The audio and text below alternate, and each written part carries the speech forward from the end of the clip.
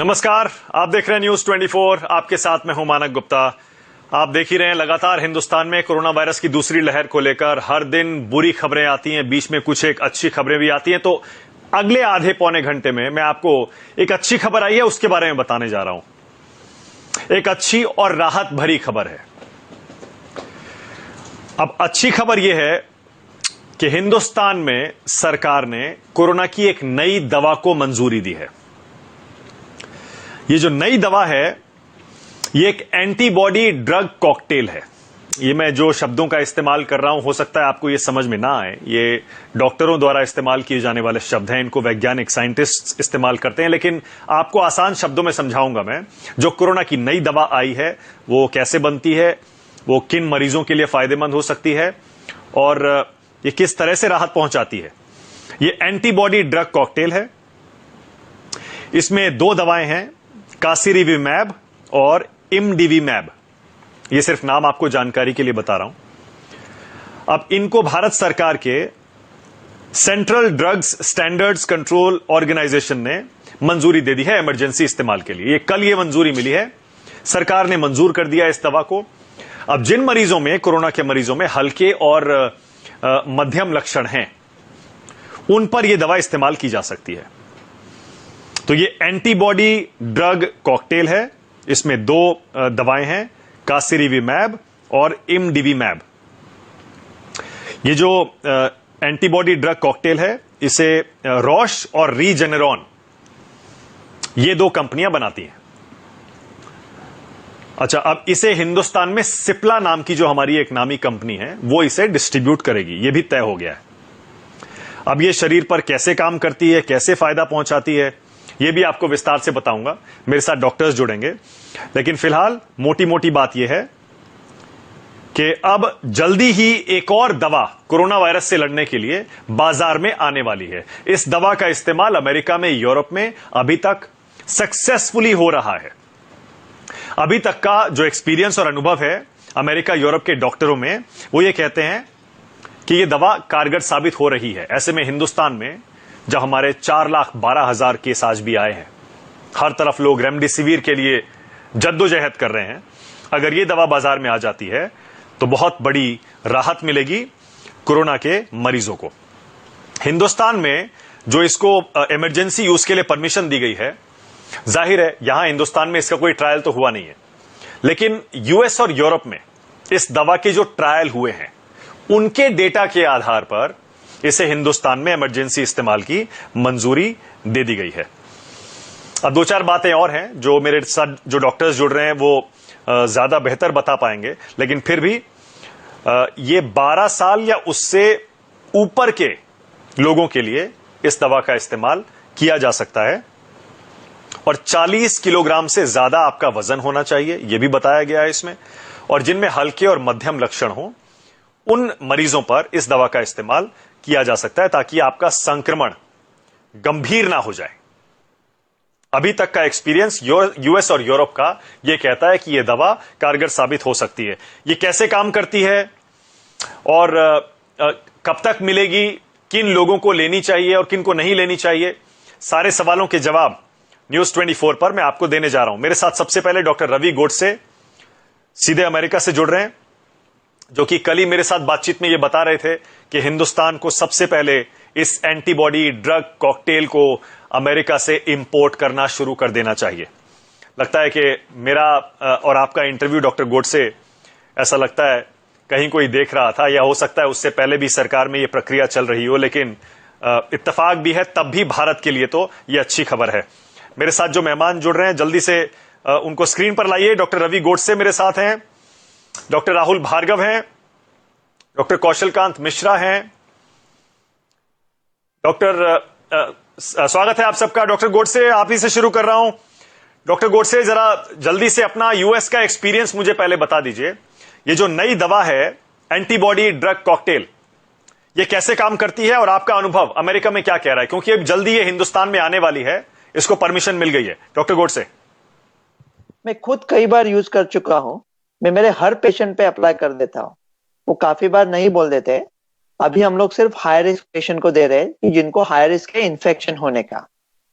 ये इंडिया में अगर सही तरह से इस्तेमाल किया तो हम लोग कोरोना का बैंड बजा देंगे, लेकिन हमने कुछ गफला किया, जुगाड़ किया, तो फिर इस दवा का बैंड बजा देंगे पूरे वर्ल्ड के लिए। ये दवा तब भी कारीगर होती है जब इसको आप जल्दी दे दो, क्योंकि कोरोना में क्या होता है, पहले 8-9 दिन बॉडी उसको खुद फाइट करने की कोशिश करती है। 9 दिन बाद अगर बॉडी हार रही है तो इम्यून स्टॉर्म आता है। एंटीबॉडीज अगर इम्यून स्टॉर्म में दिए तो शायद नुकसान भी पहुंचा सकते हैं। तो पहले 10 दिन में देना इंपॉर्टेंट है। बिफोर हाइपोक्सिया देना, अगर आपका ऑक्सीजन कम हो गया है तो थोड़ी तकलीफ, मतलब वो एंटीबॉडी नहीं चलेगी फिर। तो हम ईमानदारी से काम करते हैं। तो ये जो हमारा पूरा अभी क्रश है ना, ऑक्सीजन नहीं मिल रहा है, बेड नहीं मिल रहा है, वो सब 5 मिनट में दूर हो जाएगा, क्योंकि हम लोगों को आंख में आंख डाल के बोल सकते हैं भाई एक ऐसा कुछ है जो 1 घंटे में आपको 80% तक प्रभावी काम कर सकता है, कोरोना को वैसे ही मिटा सकता है। तो जो हाई रिस्क पेशेंट है कि जिनके वजन ज्यादा है या हाइपरटेंशन, डायबिटीज है, अगर उनको, और एक बात क्विकली कहूंगा मैं मानक जी, देखो हम गए, बात जो गया सो गया, ओके, लेकिन हम लोग जो कहते हैं कि इंडियन में ब्रिजिंग स्टडी नहीं होते हैं इसलिए उसको परमिशन नहीं दिया है वैक्सीन को। देखो अभी इसको अमेरिका में इलाई लिली को नवंबर 9 को परमिशन मिली थी और भारत में नहीं मिली थी क्योंकि ब्रिजिंग स्टडीज नहीं है। आज भारत में ब्रिजिंग स्टडीज है क्या? नहीं है। तो अगर ब्रिजिंग स्टडीज के बगैर ही परमिशन देनी थी तो 5 महीना क्या हाथ पे हाथ धरे बैठे थे? जो हो गया सो हो गया, लेकिन भविष्य के लिए ये याद में रखना जरूरी है। मैंने खुद यूज किया है, एंटीबॉडी बहुत अच्छे चलते हैं।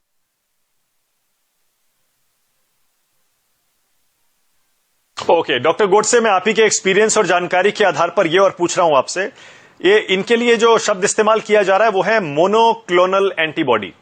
अभी तक हिंदुस्तान में क्या हो रहा है, जो लोग कोरोना वायरस के मरीज होते हैं, ठीक हो जाते हैं, उनसे अपील की जाती है कि वो अपना प्लाज्मा डोनेट करें, उनके शरीर से खून लेकर, प्लाज्मा निकालकर, एंटीबॉडीज निकालकर, और जो मरीज हैं उनके शरीर में चढ़ा दिया जाता है। उसकी भी बहुत मारामारी हो रही है, बहुत किल्लत है प्लाज्मा की। तो ये जो मोनोक्लोनल एंटीबॉडी हैं, ये क्या इंसान के शरीर से ही निकाली गई है? ये जो आर्टिफिशियल है, तो क्या होता है, प्लाज्मा से हम लोग पैसिव इम्यूनिटी देते हैं। जो पेशेंट कोरोना से बरामद हो चुका है उसके एंटीबॉडीज निकाल के फिर वो ब्लड ग्रुप वगैरह मैच करके चढ़ाते हैं। प्लाज्मा तो इतना अच्छा नहीं चलता। पेशेंट के रिश्तेदार को लग रहा है हम कुछ कर रहे हैं, इसलिए वो बेचारे भागदौड़ करते रहते हैं। ब्रिटेन में 10,000 पेशेंट का एक ट्रायल चालू था, वो छोड़ दिया। अर्जेंटीना से अभी ट्रायल आया है, if you use high titer plasma in older patient with in 72 hours, वो सब मुश्किल है। तो ये क्या करते हैं, प्लाज्मा से ही जो सबसे अच्छी एंटीबॉडी है कॉकटेल, उसको प्यूरिफाई करते हैं और उसको फिर आर्टिफिशियली प्रोड्यूस करते हैं, इधर ह्यूमन में या माउस में। इसको तो अभी ह्यूमन में प्रोड्यूस किया है, तो इसका साइड इफेक्ट भी बहुत कम होगा। और ये कुछ नया नहीं है, हमारे पास 79 ऐसे मोनोक्लोनल एंटीबॉडीज है जो हम लोग अमेरिका में इस्तेमाल करते हैं। तो जो पैसिव है, लेकिन उसको कॉकटेल में यूज करना चाहिए। तो पहले उन्होंने क्या किया था, सिर्फ उसका आधा पार्ट यूज किया था, उसको कॉकटेल में यूज किया। तो ये बोलो सुपर प्लाज्मा है, अगर प्लाज्मा बोले तो पिंचू कपूर है, तो ये कॉकटेल अमिताभ बच्चन जी है। इसका रिजल्ट कैसा है? आपका जो एक्सपीरियंस है और वहां जो डेटा है वो क्या कह रहा है? यूएस का डेटा और आपका एक्सपीरियंस क्या कह रहा है? 100 मरीजों को अगर आपने दिया तो क्या कितने ठीक हो जाते हैं उसमें से? मेरा 100 मरीज में 100 मरीज ठीक हो गए। प्लाज्मा में मैंने 0 मरीज में यूज किया है, तो मुझे प्लाज्मा का पता नहीं। अगर आप जो नए रिपोर्ट है देख रहे हैं, नवंबर में जो रिपोर्ट आए थे वो कह रहे थे 79% इफेक्टिव है, और अभी तो कह रहे हैं more than 85% to make sure you don't get serious disease. और हमारे इंटरव्यू में जो बात आपने कही, मैं क्विकली कहूंगा, वो मानक जी खुद ने, मतलब हम लोग डॉक्टर बैठे हैं और उन्होंने खुद ने सोच निकाला जो अभी हम लोग सोच रहे हैं कि अगर ये पेशेंट को अर्ली सिम्टम में चलता है तो क्यों ना होने के पहले ही दे दे।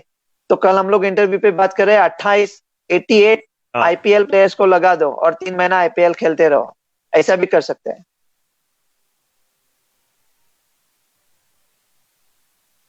नहीं, लेकिन उसके लिए तो अभी थोड़ा डेटा चाहिएगा ना, कि उसको वैक्सीन की तरह इस्तेमाल कर सकते हैं। नहीं, डेटा भी आया है। क्या ऐसी कोई स्टडी हुई है क्या यूएस में या कहीं? स्टडी हुई है और उसके रिजल्ट्स भी आ चुके हैं।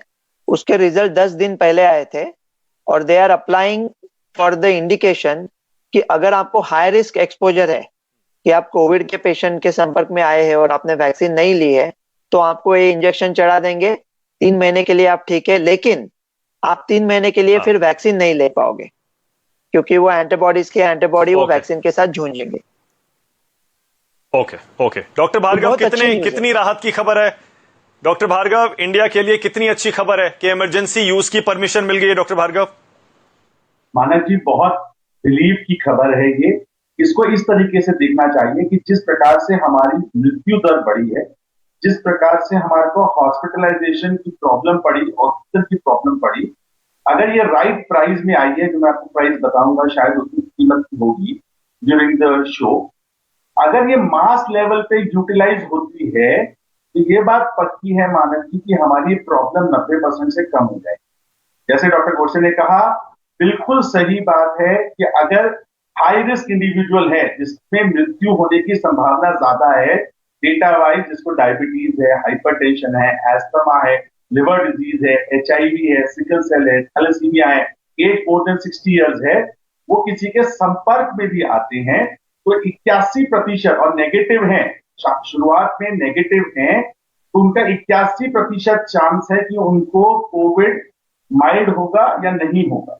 पहली चीज तो ये प्रिवेंशन ट्रायल, और दूसरी ट्रीटमेंट की ट्रायल, जैसे गोडसे ने कहा, डॉक्टर गोडसे ने, कि 10 दिन पहले आई है, उसी के बेसिस पे हमारे को अप्रूवल मिला है, क्योंकि कंपनी ने दिसंबर में भी अप्रूवल डाली थी भारत सरकार पे। इंपॉर्टेंट चीज ट्रायल भी है 206 लोगों की, जिसमें कोविड हो गया, एंटीबॉडीज नहीं थी, उनको ये मोनोक्लोनल एंटीबॉडी दी गई, तो 73 से 80% को सिम्टोमेटिक डिजीज नहीं हुई।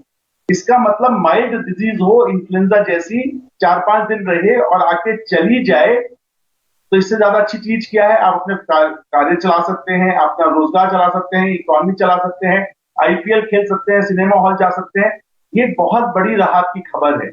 इंपॉर्टेंट चीज ये है कि इसका जब प्रोडक्शन होगा रॉज से और सिप्ला के माध्यम से, उसकी कॉस्टिंग को हमें देखना पड़ेगा और किस तरीके से भारत सरकार यूज करती है, क्योंकि हमारी प्रॉब्लम यूनिक है।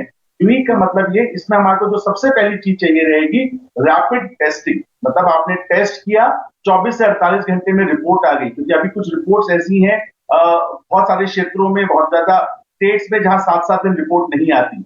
ये काम तब करती है जब 4 से 5 दिन के अंतराल में हमें दे दिया जाए। मतलब मैं आज आपसे मिला मानव की आपके स्टूडियो में, आप कोरोना पॉजिटिव थे, मैं 70 साल का हूं, हाई रिस्क हूं, तो मुझे ये एंटीबॉडी शॉट कोरोना की टेस्टिंग के पॉजिटिव होने के साथ ही लगाया जा सकता है। और दूसरी ट्रायल ये कहती है कि अगर मैं हाई रिस्क हूं और आपसे मैं मिला हूं, तो मैं प्रोफाइलेक्टिक भी ले सकता हूं, मतलब मैं उसको प्रिवेंशन की तरह भी ले सकता हूं बिना पॉजिटिव हुए। तो ये बहुत बड़ी राहत की बात है, क्योंकि जो किडनी के डिसऑर्डर पेशेंट्स हैं, इनको वैक्सीन लगने में भी टाइम लगेगा। मानो कि हम 6 महीने तक अपनी पॉपुलेशन को वैक्सीनेट नहीं कर पाएंगे, तो मृत्यु दर को कम करने के लिए हमारे को कोई हथियार चाहिए था, और ये रेजिनोरॉन बहुत ही अच्छी दवाई है, जो हमारे को सपोर्ट करेगी, हमारे सिस्टम को डीक्लॉग करेगी और हमारे को राहत की सांस देगी।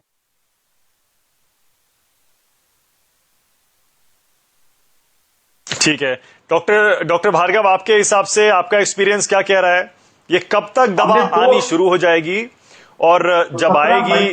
कीमत के बारे में तो अंदाजा फिलहाल लगाना मुश्किल है, क्योंकि माना जा रहा है कि इसकी कीमत ज्यादा हो सकती है, क्योंकि ये आर्टिफिशियल एंटीबॉडी है और सीधे US से इंपोर्ट की जा रही है, इंडिया में बन नहीं रही है, स्विस कंपनी बना रही है इनको। लेकिन डिस्ट्रीब्यूट कब तक होगी, कहां मिलेगी, कितने की मिलेगी, कुछ आप आइडिया दे सकते हैं?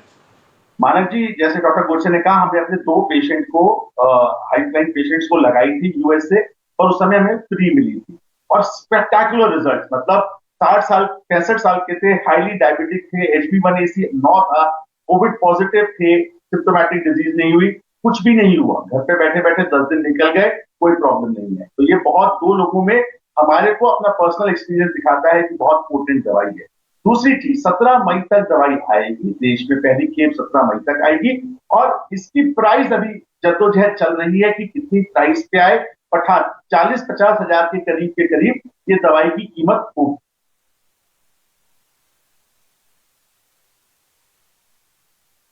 ओके डॉक्टर मिश्रा, अभी तक जो हम दवाएं इस्तेमाल कर रहे हैं डॉक्टर मिश्रा, सबसे ज्यादा मेरे ख्याल से हम रेमडेसिविर ही इस्तेमाल कर रहे हैं।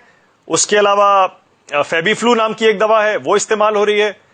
ऐसे में आपको लगता है कि एक टोसिलिजुमैब भी है, ये जो 3-4 दवाएं हैं डॉक्टर मिश्रा कोविड पेशेंट्स के लिए, अब डॉक्टर्स के पास भी एक और ऑप्शन हो गया है, चाहे थोड़ा महंगा हो, मैं ये मान के चल रहा हूं, हो सकता है थोड़ी महंगी भी हो।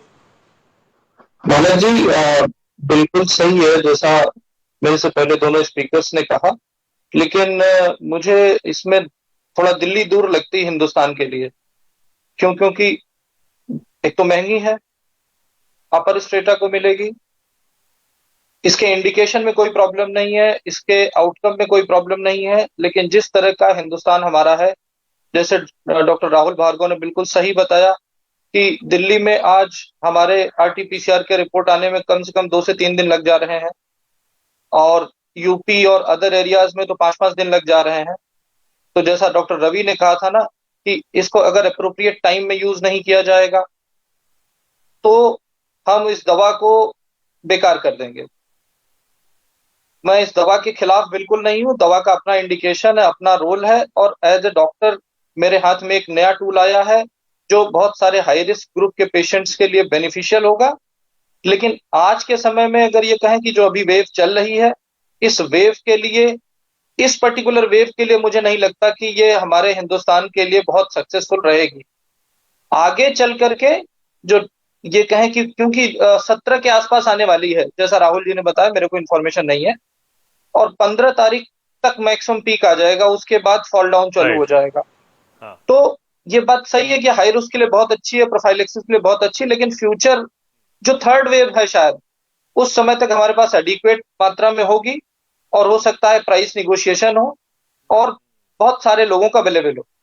मेरा इसके इफिकेसी, इसकी क्वालिटी, इसके कैरेक्टर पे कोई डाउट नहीं है, बट यस वो हमारे हिंदुस्तान के मरीजों के लिए तभी बेहतर होगी जब उनको मिल सके। हम अभी ऑक्सीजन नहीं दे पा रहे हैं, हम रूटीन मेडिसिन देने में असमर्थ हैं। जिस तरीके से वेव बढ़ रही है, नंबर बढ़ रहे हैं, और जो आपने बताया कि मेन दवा टोसिलिजुमैब या आपने एंटीवायरल का नाम लिया, मैं उसकी बजाय ये कहूंगा कि उससे ज्यादा बेहतर और सस्ती दवाएं जो हैं वो ज्यादा यूज हो रही हैं। 85% से ज्यादा लोग multivitamin like zinc, vitamin D, vitamin C, ivermectin, doxycycline या HCQS के इस्तेमाल से ही ठीक हो रहे हैं। जो लोग हॉस्पिटल जा रहे हैं वो लोग के बारे में मैं नहीं कह सकता, क्योंकि उनमें ये दवा भी कारगर नहीं होगी। ये दवा तो उन्हीं लोगों में है जो ये कहें कि मॉडरेट केसेस या माइल्ड टू मॉडरेट केसेस के लिए या प्रिवेंशन के लिए है, लेकिन जो हिंदुस्तान के लिए जो हमें जरूरत है उसमें शायद ये पूरी तरह से फिट नहीं बैठती है। मानव जी, मैं डॉक्टर कौशल से सहमत नहीं हूं। ओके, लेकिन डॉक्टर मिश्रा आप अच्छा बोलिए डॉक्टर भार्गव। लेकिन जो मुझे समझ में आ रहा है, देखिए हिंदुस्तान की सरकार के पास पैसे की कमी नहीं है। हाँ डॉक्टर भार्गव, मैं बस डॉक्टर मिश्रा की बात पर इतना कहना चाहता हूं डॉक्टर भार्गव कि हिंदुस्तान के पास पैसे की कमी नहीं है। अगर ये थोड़ी महंगी भी होती है, और यूएस के पास डॉक्टर गोडसे मुझे कल बता रहे थे कि ये बहुत पड़ी हुई है, बड़ी मात्रा में पड़ी हुई है, वहां इस्तेमाल नहीं हो रही है क्योंकि वहां वैक्सीनेशन हो चुका है और इतने मरीज नहीं है। सर, हमारे तो भारत सरकार क्यों नहीं इसको फ्री खरीद कर फ्री दे सकती, जब सोशल मीडिया पे हम देख रहे हैं प्लाज्मा के लिए जगह जगह मारामारी हो रही है। मानव जी, डॉक्टर भार्गव, अगर एविडेंस बेस्ड मेडिसिन की बात करें, मैं कौशल जी को काउंटर करना चाहूंगा। एजिथ्रोमाइसिन, आइवरमेक्टिन, जिंक, रेमडेसिविर, कोई डेटा नहीं है प्लाज्मा की कोई काम करता है। तोसी का विशी वॉशी डेटा है। NEGM में एक आर्टिकल बोलता है कि फायदा करती है और एक दूसरा आर्टिकल उसके नीचे बोलता है फायदा नहीं करती। आज तक पूरे वर्ल्ड में कोई ये नहीं बता पाया ढंग से कि तोसी कौन से दिन पे फायदा करेगी। इट्स एन एक्सपेंसिव पानी। तो सिंपल सी बात है, ये जो दवाई इतना पोटेंट तरीके से 81% लोगों को हाई रिस्क में सिम्टोमेटिक डिजीज होने से बचा रही है, ये बहुत बड़ी बात है। क्योंकि ऐसा ना हो कि 70 साल का आदमी हमसे छूट जाए, 60 साल का हाई रिस्क आदमी छूट जाए। उन लोगों के लिए अगर ये 50,000 रुपए में भी आती है, ये जीवनदायिनी चीज है, क्योंकि एक बार लगा के आप कोविड से बच सकते हैं। धीरे धीरे वैक्सीनेशन की खेप आ जाएगी, वैक्सीनेशन बढ़ने लगेगी, मोनोक्लोनल एंटीबॉडी आपको सिम्प्टोमेटिक डिजीज को रोक पाएगी, क्योंकि अभी माइल्ड डिजीज से सीवियर डिजीज तक जाने में लोगों को टाइम लग रहा है, उससे मोर्टालिटी कम होगी, अस्पताल डीकंजेस्ट होंगे, हमारे देश में वापस खुशहाली आएगी, इकोनॉमी का पहिया वापस चलने लगेगा। मैं बिल्कुल फेवर में हूं कि दवाई जितने रुपए में भी आए, जो खरीद सकता है वो खरीदे, बाकियों को सपोर्ट पे पूरी गाइडलाइन के हिसाब से माइल्ड टू मॉडरेट डिजीज में भारत सरकार उपलब्ध कराए, क्योंकि यही एक चीज है। देखिए 50,000 की रुपए की चीज अगर आप इकोनॉमिक्स को बिठाएंगे मानव जी, आज हेल्थ इकोनॉमिक्स की जरूरत है। एक तरफ 50,000 रुपए, एक तरफ 1.5 लाख रुपए अस्पताल का बिल, कौन सा सस्ता हुआ? सिंपल सी बात है मानव जी, जो लोग अगर हम सही टाइम पर पकड़ लेंगे हेल्थ इकोनॉमी वाइज, हम बेटर ऑफ होंगे, हम लोगों को कम खर्चा करवाएंगे। तो इंपॉर्टेंट इस समय अपनी उसमें पीसीआर जल्द से जल्द करवाएं, हाई रिस्क ग्रुप के लिए सही कराएं, और हेल्थ इकोनॉमिक्स को बिठा के बताएं कि किस तरीके से हम कितने करोड़ों रुपया बचा पाएंगे। क्योंकि अब डॉक्टर राहुल शायद आपने मेरे को ध्यान से नहीं सुना। बिल्कुल ठीक है राहुल, शायद आपने मेरे को ध्यान से नहीं सुना। मैंने एकदम ये नहीं कहा कि इसकी इफिकेसी पे कोई डाउट है, मैंने इसके ट्रायल पे कोई डाउट नहीं उठाया, मैंने ये कहा कि इसकी प्रैक्टिकल इम्प्लीकेशन इन इंडिया पे डाउट है। और ये हम और आप यहीं पे रहने वाले हैं डॉक्टर राहुल, हम और आप यहीं पे रहने वाले हैं, और हम लोग 1 महीने बाद फिर इस पे बात कर लेंगे। मानक जी से कहूंगा 1 महीने बाद हम फिर बैठेंगे और इसी दवा पे बात करेंगे। प्रैक्टिकलिटी को बनाना है, अगर हम तो प्रैक्टिकलिटी बनाना हमारे हाथ में नहीं है। हम ऑक्सीजन दे नहीं पा रहे हैं, हम ऑक्सीजन दे नहीं पा रहे हैं, आप मोनोक्लोनल एंटीबॉडी बंटवाने की बात कर रहे हैं। आप ऑक्सीजन प्रैक्टिकल दे पा रहे हैं, क्योंकि आप जो 600 टन एक सेकंड रुकिएगा, एक मिनट रुकिए ना, एक सेकंड रुकिएगा, एक सेकंड। देखिए बड़ी बहुत ही, अरे एक second doctor Mishra, doctor Bhargava, एक सेकंड रुकिएगा। लेकिन बहुत बढ़िया, मैं बहुत खुश हूं। आपको पता होगा सबको, स्वाति भी आ गई है, डॉक्टर स्वाति महेश्वरी, वेलकम। इतनी एनरिचिंग डिबेट हो रही है, मुझे बहुत मजा आ रहा है और मुझे बहुत सेटिस्फैक्शन मिल रहा है इस डिबेट में। हालांकि 2 डॉक्टर सहमत नहीं है एक दूसरे से और आपस में डिबेट कर रहे हैं, लेकिन यकीन करिए जो पॉलिटिशियंस डिबेट करते हैं ना, उससे 100 गुना ज्यादा सेटिस्फैक्शन मुझे इस डिबेट में मिल रहा है, क्योंकि यहां हम बात कर रहे हैं हिंदुस्तान के आम लोगों की जान बचाने के बारे में। एक डॉक्टर कह रहे हैं कि नहीं, बहुत बढ़िया खबर है, ये बहुत अच्छी खबर है कि अब ये मोनोक्लोनल एंटीबॉडीज या एंटीबॉडी ड्रग कॉकटेल, जिसे यूएस और यूरोप में इस्तेमाल किया जा चुका है, वहां स्टडीज हो चुकी हैं, वहां डोनाल्ड ट्रंप को अक्टूबर में लगाया गया था, और डॉक्टर गोडसे मुझे कल ही बता रहे थे कि यहां पर यूएस में वो अपने हर पेशेंट को ये देते हैं। बहुत जबरदस्त उसका रिस्पॉन्स है। उसको कल ही भारत सरकार की Central Drugs Standards Control Organisation ने इमरजेंसी यूज की मंजूरी दे दी है। इसमें 2 दवाएं हैं, कासिरिविमैब और इमडिविमैब। अभी तक जो दवाएं इस्तेमाल हो रही हैं, तमाम तरह की दवाएं इस्तेमाल कर रहे थे डॉक्टर हिंदुस्तान में, और सब खुश हैं अपने अपने एक्सपीरियंस के आधार पर। लेकिन डॉक्टर राहुल सही कह रहे हैं, कोई डेटा नहीं है कि कौन सी दवा कोरोना मरीजों पर कितना असर करती है। लेकिन अब वो टाइम नहीं है अगर स्टडी करने का, डेटा निकालने का, तो डॉक्टर्स को जो ठीक लग रहा है अपने एक्सपीरियंस के आधार पर वो दवाएं इस्तेमाल कर रहे हैं। रेमडेसिविर का इस्तेमाल हो रहा है, उसकी तो कितनी मारामारी भी चल रही है अभी। टोसिलिजुमैब है, फेबीफ्लू है। लेकिन अब डॉक्टर स्वाति महेश्वरी, आपके हिसाब से कितनी अच्छी खबर है इंडिया के लिए ये कि अब ये एंटीबॉडी ड्रग कॉकटेल भी आने वाला है, और डॉक्टर राहुल भार्गव बता रहे हैं 17 मई तक ये हिंदुस्तान में मिलना शुरू हो जाएगा, पहली खेप आ जाएगी।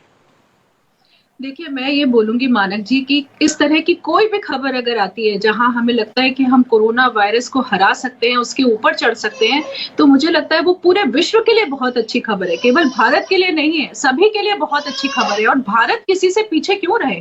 अगर कोई ट्रीटमेंट आया है और अगर कोई ऐसी दवा या वैक्सीन पता चलती है जो कि लोगों की जान को बचा सकती है, तो मुझे नहीं लगता कि भारत को आज किसी भी सूरत में उससे पीछे रहना चाहिए।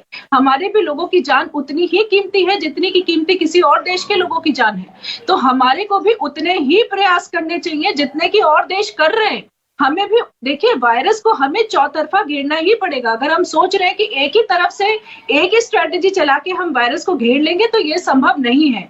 आज अगर हम ये बात कर रहे हैं कि हमें मॉडर्ना, फाइजर जैसी वैक्सीन अपने भारत में चाहिए, तो हमें ऐसे ट्रीटमेंट्स भी अपने भारत में चाहिए जो लोगों की जान को बचा सकते हैं, जो कहीं ना कहीं हम उसका इस्तेमाल कर सकते हैं। देखिए, आज अगर आंकड़ा 3,999 है तो हम उसको 4,000 क्यों करना चाहेंगे? हम एक जान भी अगर आज बचा पाते हैं तो वो हमारी उपलब्धि है किसी न किसी रूप में। तो हमें कोशिश करनी चाहिए, हम जो भी प्रयास आज कर सकते हैं अपने लोगों को बचाने के लिए, चाहे वो महंगे हो, सस्ते हो, कैसे भी प्रयास हो, मुझे लगता है कि वो हर प्रयास हमें करना चाहिए जिससे कि हम किसी की जान को बचा सके, क्योंकि वो किसी के घर का बच्चा है, किसी के माँ बाप का बिल्कुल। बच्चा तो है, स्वाति, किसी का तो हस्बैंड है, जो किसी की जो वाइफ मुझे लगता है कि आप सहमत हैं, हाँ, आप बिल्कुल, सहमत देखिए, हैं, जो मुझे लगता है मैंने कहा। स्वाति, मुझे ऐसा लगता है, हालांकि डॉक्टर मिश्रा को ऐसा लगता है कि महंगा होगा और पता नहीं कब तक आएगा, मुझे ऐसा लगता है 17 मई तक अगर आ रहा है, जल्दी से जल्दी इसको खरीद कर मैं सरकार की तरफ से ये चाहता हूं,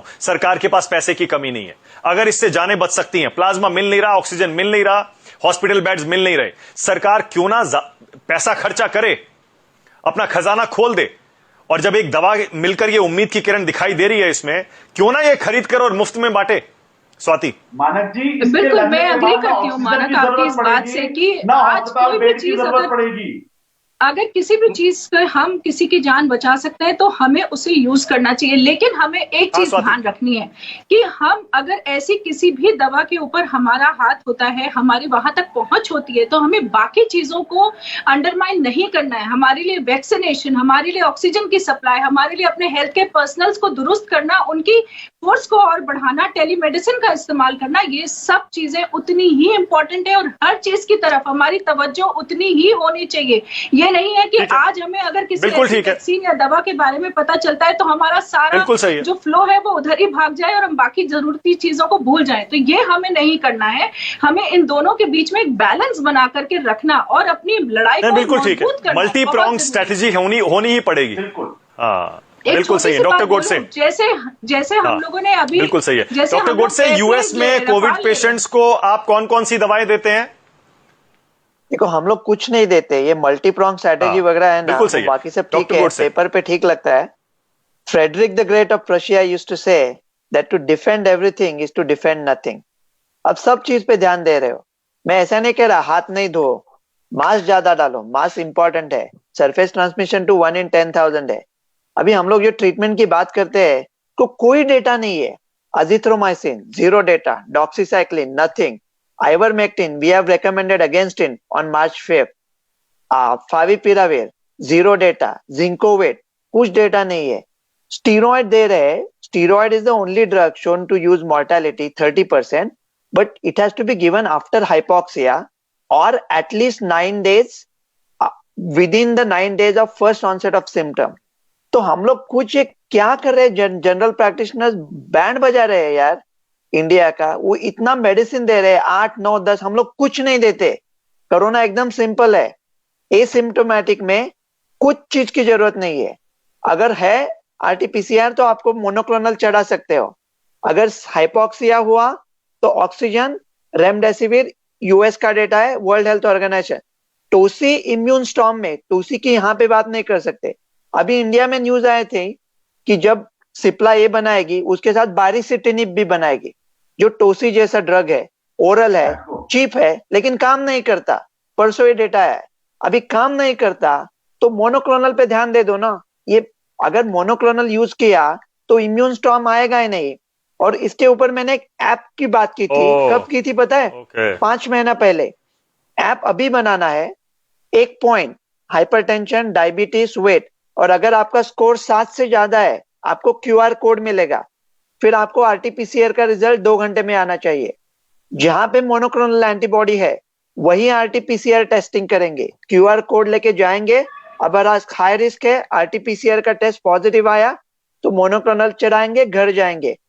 ये जो उम्मीद है कि लोगों को अभी ऐसा कुछ हो सकता है, अभी 10 दिन में भी आया तो ये जो अमीर लोग जब अस्पताल पकड़ रहे हैं वो सब बंद करेंगे और वो जल्दी हो जाएगा। एक न्यूज लीक हुई थी अमेरिका में कि ये लोगों को एंटीबॉडी 4,90,000 में बेचनी है, लेकिन इतना तो प्राइस नहीं रहेगा इंडिया में। डॉक्टर गोडसे बिल्कुल सही बोल रहे हैं, जैसे जैसे सीवियर केसेस कम होंगे। ओके, हाँ स्वाति बोलिए। स्वाति, डॉक्टर भार्गव ये कह रहे हैं, माफ करिए डॉक्टर गोडसे ये कह रहे हैं, डॉक्टर भार्गव 1 सेकंड, इसके बाद आ रहा हूं। स्वाति, डॉक्टर गोडसे जो पहले भी कहते रहे हैं ये कि इंडिया में डॉक्टर्स बहुत ज्यादा दवाएं दे रहे हैं, चाहे रेमडेसिविर हो, चाहे फेविपिराविर हो, या फिर अब टोसिलिजुमैब, वो कह रहे हैं कोई दवा की जरूरत नहीं है, हम लोग ज्यादा दवाएं यहां पर देते थे, माइल्ड में भी और मीडियम इन्फेक्शन में भी। देखिए मानक जी, मैं इस बात से तो इत्तेफाक रखती हूँ कि कुछ डॉक्टर्स जो हैं वो सही दवाइयां नहीं दे पाते हैं या उनको इतनी नॉलेज नहीं है और ऐसा हो जाता है कभी कभी। लेकिन बाकी जो बातें डॉक्टर गोडसे ने बोली, मैं बिल्कुल इत्तेफाक नहीं रखती उनकी बात से। देखिए, जब कोरोना आया था किसी को नहीं मालूम था कि क्या दवा देनी है, किन दवाइयों से इसको हम मार पाएंगे। डॉक्टर्स ने ही ये प्रयास करके जो दवाइयां उनके पास थी उन्हीं का इस्तेमाल कर करके धीरे धीरे हम इस कंक्लूजन पर पहुंचे कि हाँ, ये दवाइयां ऐसी हैं जिनसे कुछ ना कुछ हमें राहत दिखाई दे रही है, हमारे पेशेंट्स के जो सिम्टम्स हैं तो उनमें हमें कुछ रिलीफ दिखता है। ये मेडिसिन है क्या? ये क्या राजेश के चाचा जी की बात कर रहे हैं? पब्लिश करो ना डेटा आपका। पहले मेरी पूरी बात सुन लेंगे तो ज्यादा अच्छा रहेगा। दूसरी बात यह है कि हमें ये भी समझना जरूरी है, अपना डेटा पब्लिश करो ना। मुझे 1 मिनट तो दे दीजिए, 13 महीने जरूर हो गए। एक बात दूसरी ये भी समझनी बहुत जरूरी है, दूसरी बात समझनी बहुत जरूरी है कि हर मरीज एक सा नहीं होता। डॉक्टर भार्गव के पास जो मरीज आ रहे हैं, डॉक्टर कौशल के पास जो मरीज आ रहे हैं, मेरे पास जो मरीज आ रहे हैं, सबकी कंडीशंस अलग होती हैं, सबकी कोमॉर्बिडिटीज अलग होती हैं। बहुत सारी दवाइयां आप किसी और मरीज में यूज नहीं कर रहे, लेकिन आपको उसमें यूज करने की जरूरत पड़ती है। इसलिए एक कारपेट ट्रीटमेंट सारे लोगों के लिए नहीं हो सकता, ये समझना बहुत जरूरी है। तीसरी चीज, आज हमारे गलत है तो सब पे मरीज के लिए गलत ट्रीटमेंट नहीं दे रहे हैं। हमारे यहाँ भी गाइडलाइंस है जो हमारी हेल्थ मिनिस्ट्री ने बनाई है, जिसको कि हम लोग फॉलो करते हैं। वो भी कोई हमारे साइंटिस्ट और डॉक्टर्स के द्वारा बनाई गई गाइडलाइंस है। ये रेमडेसिविर की जिलेट की ट्रायल आप ही की थी, हमारी ही गाइडलाइंस से आप लोगों ने यूज करी, गलत करते हैं। आप इवॉल्व कर रहे हैं, हमारी ही पुरानी स्टडी होती है जिसको हम नई आप ये समझिए इस बात को। आज आप बैठ के अमेरिका में बातें कर रहे हैं, अमेरिका में भी azithromycin hydroxychloroquine. Okay, one by one doctor Bhargava बोल रहे हैं, उसके बाद आ रहा हूं डॉक्टर मिश्रा आपके पास। डॉक्टर गोडसे, आपको समझना चाहिए इवोल्यूशन बहुत बड़ी चीज होती है। अमेरिका की कैपिटलिस्ट इकोनॉमी ने रेमडेसिविर को थोप दिया दुनिया में ये बोल के कि रेमडेसिविर बहुत अच्छी है दवाई। हाइड्रोक्सीक्लोरोक्विन ट्रम्प जी ने ली थी हिंदुस्तान से। देखिए, एवोल्यूशन टेक्स टाइम। दिल्ली में ऐसा नहीं है, आपको जो हिंदुस्तान दिखता है वो बहुत वेरिड है। 35 करोड़ की जनसंख्या और 135 करोड़ की जनसंख्या 80 बोलियों के साथ में लास्ट माइल तक पहुंचते पहुंचते डिफरेंट होता है।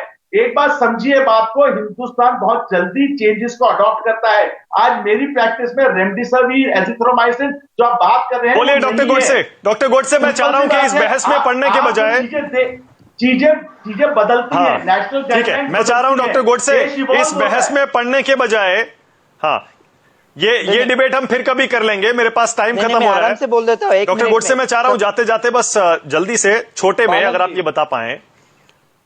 नहीं अच्छा, नहीं, इस बहस में मैं कह रहा हूं आप जरा से जल्दी बोलिए। ओके मैं बोलता हूं रेमडेसिविर जो है, हिंदुस्तान में रह के हिंदुस्तानी काम करना आवश्यक है। आपको देश की जनता को बचाना भी है। अपना एक प्रोफाइल है, हर ड्रग का अपना एक इंडिकेशन है।